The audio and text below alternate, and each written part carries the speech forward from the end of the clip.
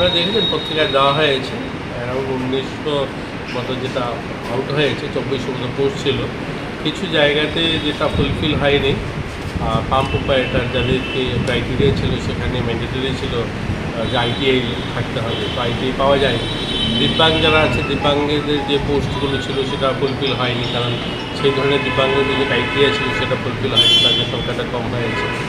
যারা এক সার্ভিসম্যান যারা ছিল সেটাও ফুলফিল হয়নি, তার জন্য 450 মতো ভ্যাকেন্ট রয়ে গেছে। বাকি সবাইকে দেওয়া হয়েছে, মেরিটের বেসিসে হয়েছে। আপনারা জানেন অনেক আগেই পরীক্ষা হয়েছিল, ভাইভা ইতিমধ্যে হয়েছে। তো যারা কোয়ালিটি রয়েছে, যারা পরীক্ষায় উত্তীর্ণ হয়েছে, তারা পেয়েছে, তাদেরকে সবাইকে শুভেচ্ছা, অভিনন্দন। আগামী দিন এটা ভালো হোক, ঈশ্বর তাদের ভালো করবে। জিআরবিটি গ্রুপ ডি আরেকটা রয়েছে, ওইটা সেটাও হবে খুব শীঘ্রই, সেটারও পরীক্ষা শুরু হয়ে যাবে। ভাইভা কবে থেকে শুরু হবে? এখনও তারিখ নির্ধারণ করা হয়নি, খুব শীঘ্রই শুরু হবে, সেটা আমরা বলে দেব।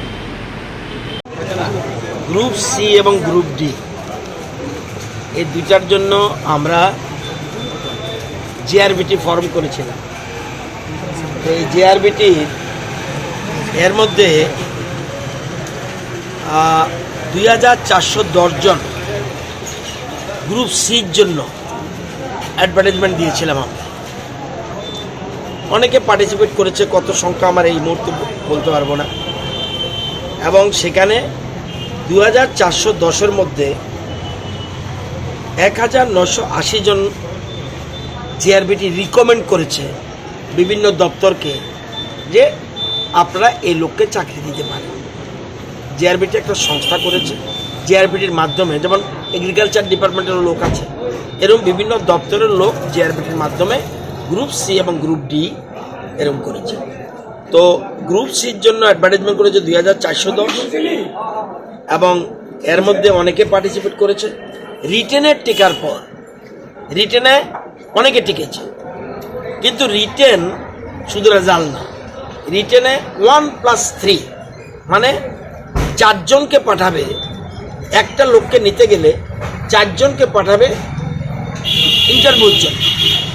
সেই ইন্টারভিউ হওয়ার পরে ইন্টারভিউর মার্কস এবং রিটেনের মার্কস যুক্ত হওয়ার পরে বলে যারা বেটার রেজাল্ট করেছে তাদেরকে রিকমেন্ড করেছে জিআরবিটি। এবং 430 জন বাকি আছে। এই 430 জন কিসের বাকি ডিটেলস আমি জানি না, তো বলে রাখি। যেমন আপনার এক্স সার্ভিসম্যান পাওয়া যায়, এটা রিজার্ভ পোস্ট। ক্যাটাগরি ওয়াইজ আছে ফিজিক্যাল হ্যান্ডিক্যাপ। আগের মতো ফিজিক্যাল হ্যান্ডিক্যাপের চাকরি হয় না। সিস্টেমটা কি, এখন ফিজিক্যাল হ্যান্ডিক্যাপ কিন্তু 4টা ভাগ আছে।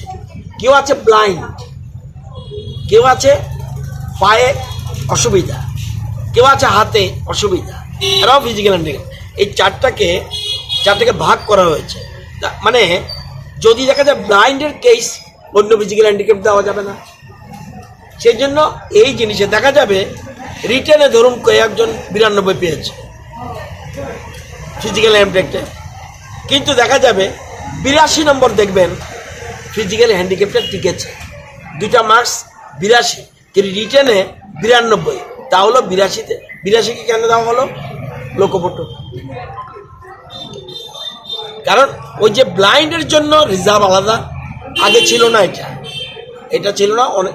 বেশ কয়েক বছর সেন্ট্রাল গভর্নমেন্ট দেখা যায় অন্যরা বেনিফিট পেয়ে যায়, ব্লাইন্ড পায় না। আরও লোক এরকম 4টা ভাগ আছে ফিজিক্যাল হ্যান্ডিক্যাপ্টের, এই জন্য টোটাল বাকি আছে, আরও কয়েকটা বাকি আছে, এই 430 জন বাকি আছে। এখন গ্রুপ সি কেন, গ্রুপ ডি না করে সি কেন অ্যানাউন্স করলো? অনেকে গ্রুপ সিতে টিকেছে, গ্রুপ ডিতে টিকেছে। তাহলে গ্রুপ সিতে যারা পাবে, সারা যদি পেয়ে যায়, তাহলে গ্রুপ ডিতে যে ইন্টারভিউতে ডাকবে, তাহলে ওরা আসবে না। তাহলে আরও অনেক সংখ্যক লোক যারা, নতুবা দেখা গেছে যেমন আমাদের টেট 1 টেট 2, টেট 1ও টিকেছে, টেট 2তেও টিকেছে, তো টেট 2তে চলে যায়, টেট 1 ফাঁকা থাকে। সেরকম এখানেও গ্রুপ সিতে গ্রুপ ডিতে অনেকে পরীক্ষা দিয়েছে, সিতেও টিকেছে, ডিতেও টিকেছে। সেই জন্য একটা সিটাকে ছেড়ে দেওয়ার ফলে সিট তারা তো আর ডিতে যাবে না, এখন আর ডিতে তারা ইন্টারভিউতে যাবে না। এর ফলে ডিতে বেশ সংখ্যক প্রায় এই সংখ্যা পরিমাণ, অ্যাকুরেট সংখ্যা বলতে পারছি না, প্রায় 2500-এর মতো সেখানে গ্রুপ ডি ইন্টারভিউ এখন শুরু। এনিথিং আমার মনে হয় তখন আমরা কিন্তু 100% ত্রিপুরার ডোমিসাইল হতে হবে এরকম ছিল না। আমরা ইদানিং আমরা 100% ত্রিপুরা ডোমিসাইল করে দিয়েছি। এখন থেকে যা চাকরি হবে এটা কিন্তু আগের ইন্টারভিউ, আমি ইচ্ছা করলে এটা ঢুকাতে পারবো না। তবে আমার জানা মতে খুব কম সংখ্যা, এটা এমনও হতে পারে এটা বিলু 30ও হয়ে যেতে পারে, আমি শিওর না। কিন্তু তখন কিন্তু ওরা টিকেছে কিনা আমি জানি না, মনে হয় না, খুব কম সংখ্যক টিকলেও 2, 4, 5 জন 10 জন 20 জন হতে পারে, আমি শিওর না। কিন্তু ওই সময় তো ম্যান্ডেটরি ছিল না আমাদের, যেমন আমরা টিএসআর-এর লোক নেই, বাইরের রাজ্যের আসতেই হবে 100%, মানে 30% বোধ হয় বাইরের রাজ্য, খুব সম্ভব না 25%, হ্যাঁ।